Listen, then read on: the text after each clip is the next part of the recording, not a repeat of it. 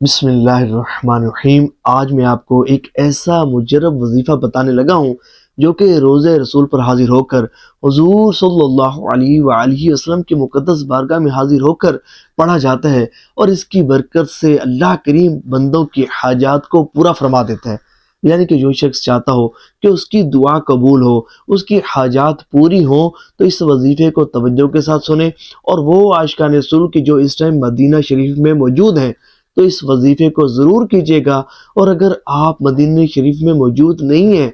آپ کہیں بھی بیٹھے ہیں، لیکن آپ کے دل میں آرزو تو ہوگی نا کہ ہمیں بھی حضور صلی اللہ علیہ وآلہ وسلم کے در اقدس کی حاضری کا شرف حاصل ہو، تو اس وظیفے کو سن لیجئے۔ آپ بے شک درود پاک پڑھتے ہیں، درود پاک کی کثرت کرنے کی برکت سے ایک دن آئے گا کہ آپ کو بھی مدینہ شریف حاضری کا شرف نصیب ہوگا۔ تو جب آپ کو یہ شرف نصیب ہو جائے تو روضہ رسول صلی اللہ علیہ وآلہ وسلم پر حاضر ہو کر یہ وظیفہ پڑھیے گا۔ اللہ کریم اس کی برکت سے آپ کے حاجات کو پورا فرمائے گا۔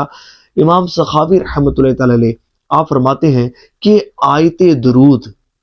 اس کی ویسے تو بے شمار فضائل و برکات ہیں، لیکن ایک خاص فضیلت اور برکت یہ ہے کہ جو حضور صلی اللہ علیہ وآلہ وسلم کی قبر انور کے پاس حاضر ہو کر آیت درود یعنی کہ ان اللہ و ملائکتہ یصلون علی النبی، اس کو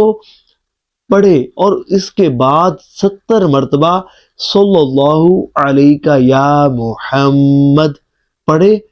تو اللہ کریم اس کی حاجات کو پورا فرمائے گا۔